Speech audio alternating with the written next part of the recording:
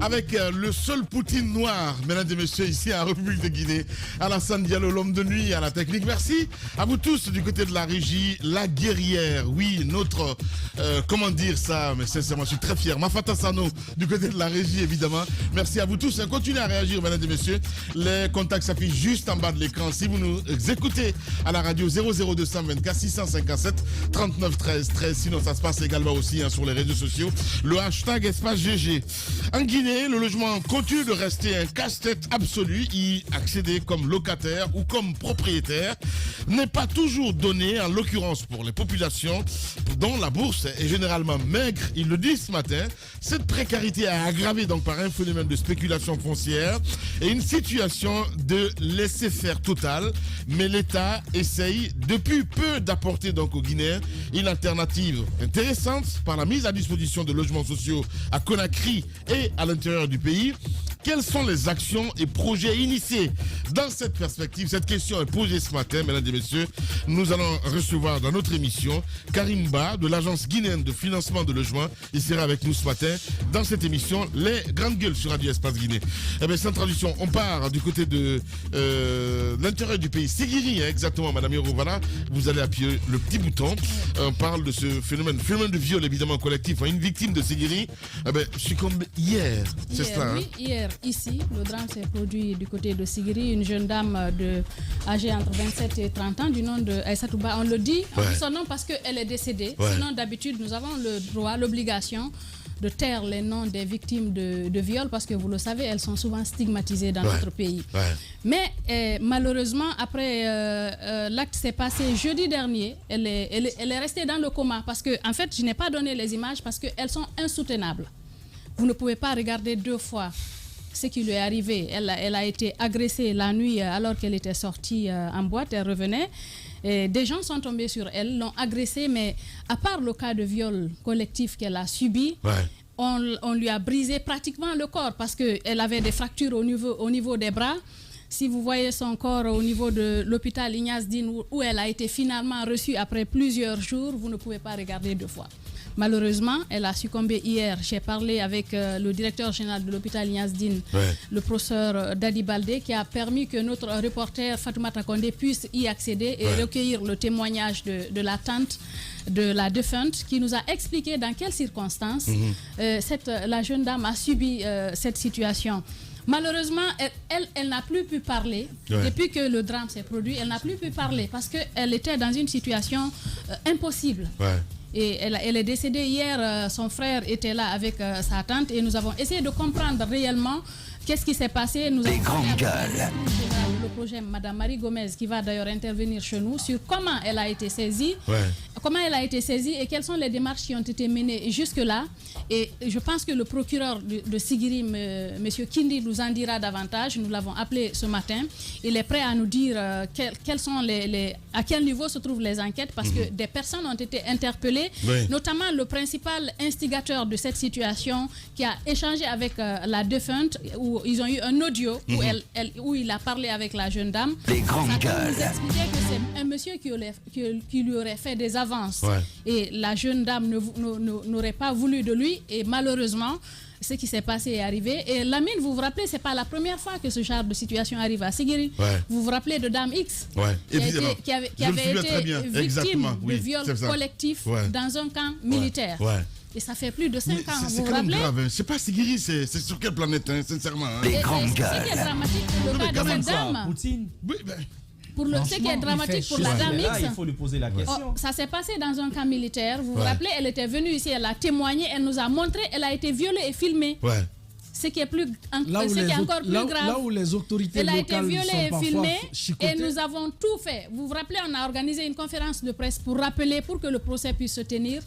Jusqu'à présent, rien ne s'est fait pour cette dame. Je pense que c'est l'occasion d'interpeller les autorités pour qu'elles sachent qu'une dame a été violée dans un camp militaire à Sigiri. Rien ne s'est fait. Et la conséquence de ça, l'impunité encourage le crime. Il y en a une autre qui a trépassé là. À cause de l'inaction du passé. Voilà, Madame Hiro. Nous partons sur le terrain, donc en direct, mon cher Mohamed Mara, et en exclusivité chez nous. C'est bien le procureur que nous avons en direct. Les Grandes Gueules. Bonjour, monsieur le procureur. Bonjour, les Grandes Gueules. Merci, monsieur le procureur, de répondre donc aux questions de Radio Espace Guinée. D'abord, Oui. est-ce que à ce jour, avant même de nous raconter ce qui s'est passé, est-ce qu'on a les auteurs de ce crime crapuleux sous la main des autorités de Séguiri? Nous avons 4 personnes qui ont été interpellées. Et au moment où vous m'appelez, j'ai la 4e personne au parquet ici qui doit être directement conduite devant le cabinet du juge d'instruction avec un réquisitoire supplétif. Cette 4e personne est censée avoir participé à cette bagarre qui a eu lieu et où Dame Aïssa Diallo a été battue. D'accord. Alors, finalement, donc, on comprend qu'il y a plusieurs versions. Dites-nous concrètement, cette dame, malheureusement, qui vient de rendre l'âme, de quoi a-t-elle été victime? Qu'est-ce qui s'est passé d'après vos premières investigations? Je vous remercie de m'avoir donné la parole pour éclairer la lanterne des auditeurs par rapport à cet état de fait, ce drame qui a eu lieu à Sigiri, plus précisément à Bembeta, dans le district de Tomboko, sous-préfecture de Doko, situé à 50 km de Sigiri Centre, sur la route nationale Sigiri-Kouremale. Alors, à la date du 3 mars 2023, dans les environs de 20h16, j'ai été informé par le commissaire central de Sigiri que leur équipe a intercepté une dame qui était très souffrante et qui était en partance pour Conakry en provenance de Doko. Alors, je lui ai demandé de ce qui s'est passé.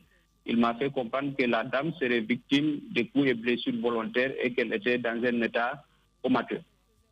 Ainsi, j'ai ordonné à ce qu'elle soit dans un premier temps conduite à l'hôpital préfectoral pour être prise en charge afin qu'on puisse stabiliser sa situation pour voir si on pourra éventuellement l'évacuer à Conakry ou ailleurs. Ce qui fut fait, elle a été admise à l'hôpital préfectoral de Sigiri où elle a été prise en charge du 3 au 6 mars 2023. Entre-temps, il y avait des problèmes liés aux frais de son évacuation à Conakry et nous nous sommes impliqués, les autorités hospitalières, la justice et ainsi que le commissariat central. On a mis l'ambulance de l'hôpital avec un médecin à bord, à disposition. La dame a été accompagnée à Conakry à l'hôpital Ignace Dé, mais toujours dans un état comateux. Voilà. J'avais demandé aussi au médecin qui assurait le suivi médical au niveau de l'hôpital si dans ces conditions la femme pouvait valablement être évacuée à Conakry pour qu'elle puisse être prise en charge, puisqu'il m'a rassuré que ça devait être fait dans les règles de l'art. J'ai aussitôt accepté à ce que la dame puisse être évacuée avec une assistance médicale. Mais il faut préciser qu'avant, la famille avait voulu déplacer un véhicule de transport en commun pour l'envoyer à l'hôpital. J'ai opposé un refus catégorique parce que les conditions n'étaient pas favorables. Alors, monsieur le procureur, on nous parle, que vous disent ces personnes, c'est peut-être, je ne sais pas si je rentre dans le secret de votre travail, mais que vous disent ces personnes qui ont été interpellées, parce qu'il y a une parente qui nous a confié, par exemple, qu'il y a un monsieur qui faisait des avances à la jeune dame et qu'elle aurait refusé, ce qui aurait conduit à son agression. On nous parle également d'un audio qui serait à votre disposition. Je ne sais pas si vous avez pu l'écouter, si les OPJ l'ont déjà mis à votre disposition. Est-ce que vous pouvez nous parler du contenu de cet audio, si c'est possible? Bon, je ne peux, pour des raisons de secret professionnel, de l'institution surtout, je ne peux pas vous révéler le contenu de l'audio, mais l'audio a été mis à la disposition des officiers de police judiciaire qui l'ont mis sous scellé et ça a été déposé au niveau du cabinet d'instruction pour beaucoup plus permettre d'approfondir les enquêtes. Et la personne qui a été déférée ce matin est censée avoir participé à cette bagarre-là. C'est que j'ai à préciser à ce niveau-là. D'accord. Jusque-là, monsieur le procureur, vous nous parlez de bagarre d'une dame qui a donc pu être battue par des hommes. Mais est-ce que vous avez pu, le temps, disons, entre le moment où vous êtes saisi de ce dossier jusqu'à l'évacuation, même de sources médicales, est-ce que vous avez pu être saisi de faits de viol sur cette dame-là? On n'a pas évoqué de faits de viol dans cette affaire. Des faits de viol n'ont jamais été évoqués dans cette affaire, mais c'est des faits de coups et blessures volontaires. Les autorités hospitalières, lorsque la dame a été admise à l'hôpital, j'ai demandé effectivement afin qu'on fasse toutes les investigations nécessaires pour pouvoir comprendre de quoi la dame est effectivement victime. Mais les autorités hospitalières m'ont signifié qu'il n'y a pas eu, ils n'ont pas constaté des faits de viol. Voilà. Merci beaucoup en tout cas, monsieur le procureur, de s'être prêté à nos questions ce matin sur Radio Espace. Bon courage du côté de Sigiri. Je sais que le courage, vous en avez besoin du côté de Sigiri. Les grandes gueules continuent. Toute la semaine, les GG se mettent à l'heure des hommes et des femmes qui, partis de rien, relèvent le défi et gagnent cette aventure humaine. Les sujets spontanés qui vous intéressent nous interpellent. Toute cette semaine sur Espace, les GG à la rencontre de gens qui refusent de se laisser envahir par la morosité. Entre 9h et 11h, suivez un show unique en Guinée. Bougeons-nous. Les GG, le talk show qui bouscule l'actualité. Les grandes gueules. Tout sur les dessous de l'actu. Ici, l'actu rime avec liberté de ton sur Radio Espace. Tous les matins sur Radio Espace, vous nous regardez aussi en simultané, en direct sur Espace TV. Mon cher Sakou, on a écouté le procureur de Sigiri. Voilà, donc on est dans une situation incompréhensible, violence basée sur le genre ou le viol.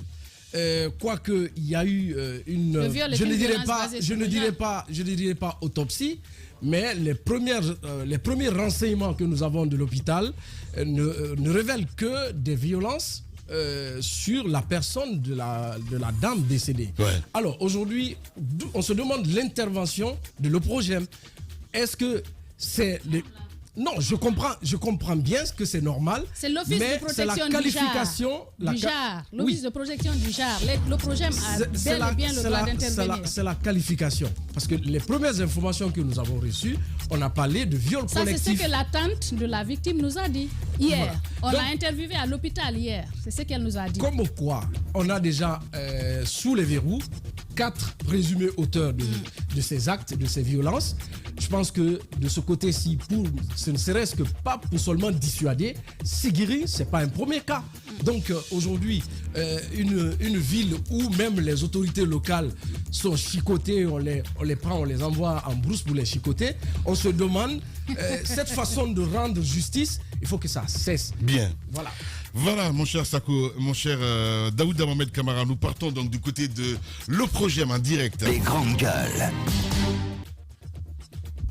Madame Marie Gomez, bonjour. Bonjour les GG. Merci de vous prêter aux questions des grandes gueules ce matin. Le cas de Sigiri, des interrogations encore et le procureur on l'a écouté. On a du mal à être situé. Est-ce qu'un cas de viol ou un cas de violence sur cette dame? Merci beaucoup les GG de m'avoir donné la parole pour m'exprimer à l'antenne des GG ce matin. C'est vrai, c'est le 3 mars 2023 que le centre de santé qui se trouve à Doko, à 75 km de la préfecture de Sigiri, a été saisi de ce dossier à travers un hôpital qui se trouve là-bas. Le commissaire urbain étant informé, ils ont remonté l'information au commissariat central de Sigiri. Et le commissariat central de Sigiri a dessaisi le commissariat urbain du dossier pour compétence. Alors, selon ce que l'officier de police judiciaire de Sigiri nous remonte comme information, on nous parle d'un cas de viol collectif suivi de coups et blessures volontaires. Donc, ce matin, nous sommes rentrés en contact avec eux pour pouvoir avoir les renseignements sûrs, nets et clairs au niveau du commissariat urbain de Doko pour savoir est-ce qu'il y a eu une réquisition à médecin qui a été délivrée. On n'a pas encore un retour par rapport à ça. Mais pour ce qui nous a été dit au départ, un viol collectif suivi des coups et blessures volontaires sur la jeune dame. Et ce acte-là a été fait, commis par 3 présumés, du nom de Amadi Dramé, Moussa Keita et Gouliki Sassissé, 2 hommes plus une dame. Alors, madame... Déterré le 6 mars. Oui, madame. Je sais que vous avez des points focaux à l'intérieur du pays, de la même manière que le ministère de la Santé, avec la médecine légale. Le procureur dit du côté de la médecine, je suppose que l'hôpital préfectoral de Sigiri en a, on dit qu'il n'y a pas de viol. Quelles informations ont été remontées à votre point focal du côté de Sigiri? Justement, ce matin, j'ai échangé avec notre point focal qui est à Sigiri, Samuel, qui me dit qu'il va rentrer dans sous peu de temps avec le commissariat urbain de Doko pour être mieux informé pour le cas de viol dont on parle. Parce que sans un document, on ne peut pas parler de viol collectif. Il faudrait bien que les spécialistes de l'hôpital, de la santé se prononcent là-dessus. Nous ne pouvons rien dire sur ça.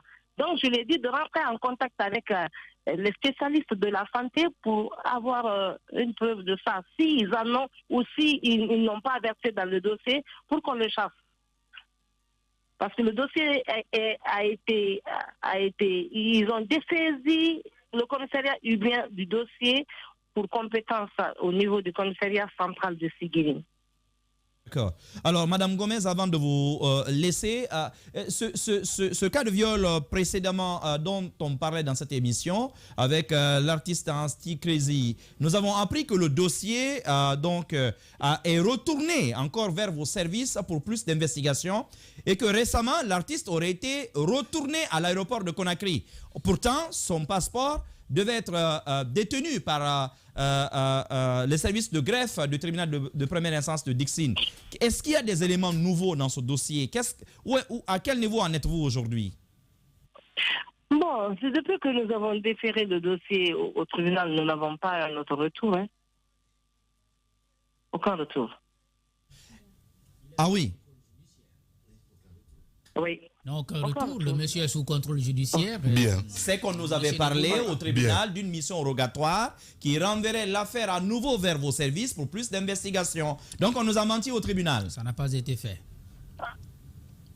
Le dossier, la réquisition, la commission rogatoire internationale nationale, bien sûr, nous l'avons reçu. Et pour des raisons professionnelles, de confidentialité, je ne peux pas vous dévoiler tout ça. Voilà, c'est qui est bien dit. Merci beaucoup en tout cas, madame, d'avoir accepté notre... Il y a une précision. Oui, allez-y. Le dimanche. Oui. Voilà, s'il vous plaît. Le dimanche 12 mars 2023, il y a une autre conduite qui a été effectuée d'un autre présumé par rapport au dossier de Sigiri-là. Et selon l'officier enquêteur, il est l'acteur principal du dossier de coups et blessures volontaires et le viol collectif de la dame.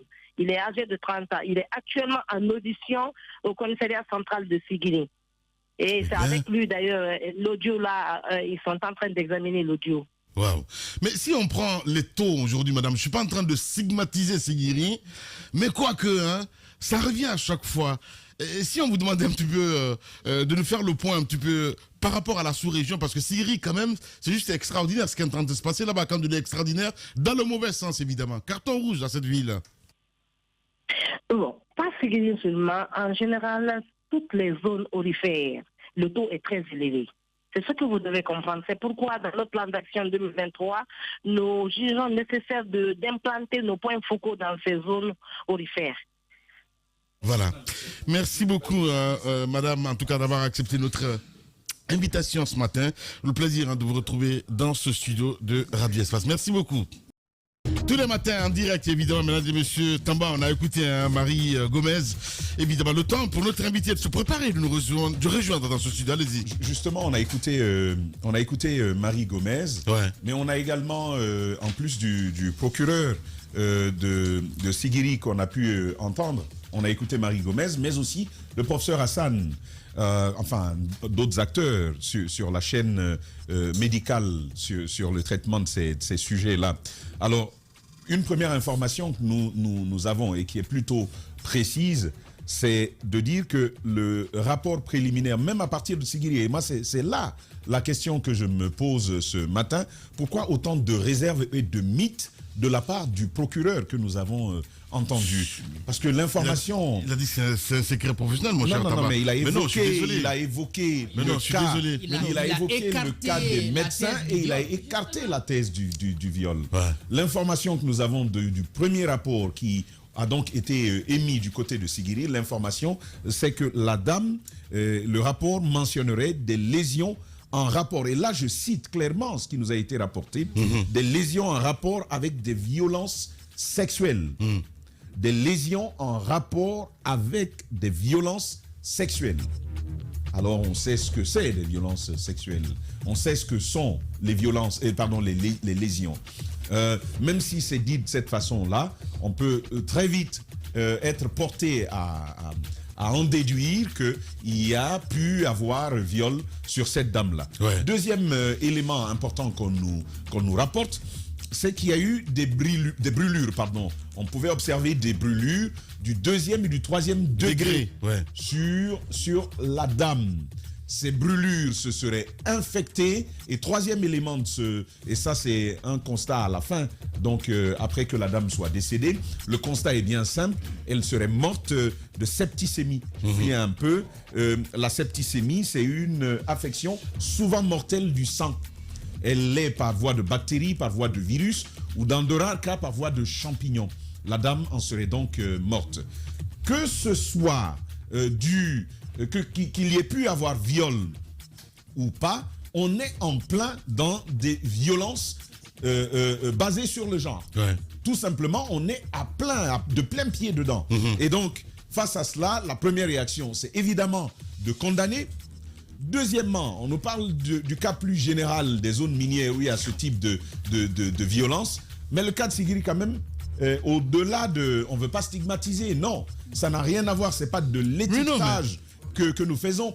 Mais sur le cas de Sigiri, il y a ce premier cas. Si on le rappelle, c'est que ça revient à chaque fois, évidemment. La mine, justement, et c'est le lieu de et la dame dit, en ce qui concerne les jeunes horrifières et tout ce qu'il y a autour, apparemment, peut-être même comme ça aussi. Quand tu passes ta journée à ne prendre que du tramadol, tu es dans les trous là-bas, dans le tramadol. Après, vous vous rappelez des je me souviens, voilà. Par le Karamoko. Madame. C'est à Sigiri. Oui, mais la mine, en fait, et c'est ça l'autre problème. Notre société, voici ce qu'elle est en fait. On sait même moins du mal que de la dénonciation du mal. Quand tu veux parler tout de suite des conditions dans lesquelles cette dame elle est décédée, tu vas tout de suite, et même à l'intérieur de ce studio, on va te dire « Ah non, c'est trop sensible, faut pas en parler. » Mais on a bien tailladé la dame.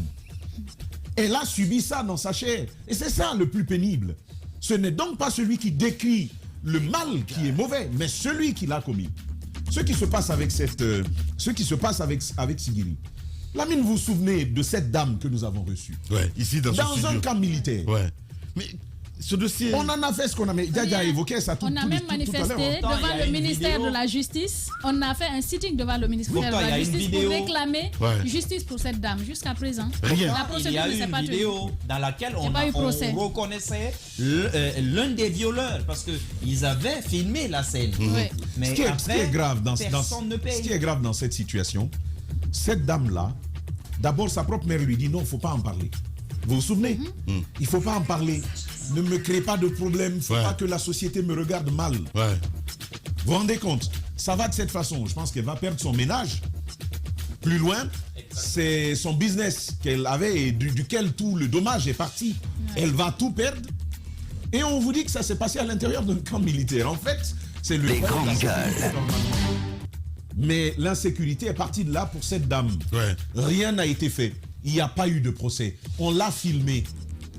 Et mieux, on l'a nargué. On l'a nargué, on lui dit ça n'ira nulle part. Et tu verras qu'ici, c'est nous qui commandons. Des militaires. C'est ce qui s'est passé. Bien. Une dame comme ça, elle le vit comment? Quand la justice ne se bouge pas. Moi, encore une fois, je dis que c'est vrai, la violence, elle peut être surreprésentée. Ce type de violence peut être surreprésentée dans les zones minières. Mais il y a de ces villes quand même qui se démarquent particulièrement par la violence de la violence. Bien. Parce que le viol est en soi une violence. Mais lorsqu'on le fait à plusieurs, sur une dame, en plus qu'on lui fasse des entailles, ou même qu'on la filme, on en rajoute à la violence sur elle. C'est pourquoi je dis qu'à Sigiri, c'est des violences basées sur le genre. Voilà, malheureusement, mon cher. Je ne peux pas accepter qu'on passe ceci sous silence. L'intervention du procureur, moi, m'a choqué. Je l'ai écouté attentivement. On ne peut pas d'emblée, dès le début comme ça d'une enquête, écarter ce type de piste. Et plusieurs pistes sont ouvertes. Vous ne laissez aucune autre option ouverte. Vous parlez de bagarre. Les légistes sont formels là. Il y a des lésions sur les parties génitales de la femme. Mais on vous parle de brûlures quand même de second et de 3e degré qui ont entraîné une septicémie, une infection généralisée du sang. Là, je crains fort qu'on n'ait même pas été dans un cas de torture. Parce que quel type de brûlure on peut avoir lors d'une bagarre qui puisse quand même aller jusqu'au 3e degré? Il faudrait vérifier, est-ce que cette jeune femme n'a pas en réalité été victime d'un règlement de compte, parce que la barbarie, la sauvagerie avec laquelle elle a été charcutée, elle interroge. Djadia a vu les images, elle n'ose pas les décrire. Elle a vu les images, elle n'ose pas les décrire. Merci beaucoup, les gars. On va continuer l'émission, évidemment, dans un instant, mesdames et messieurs, avec notre invité qui va nous rejoindre. Toute la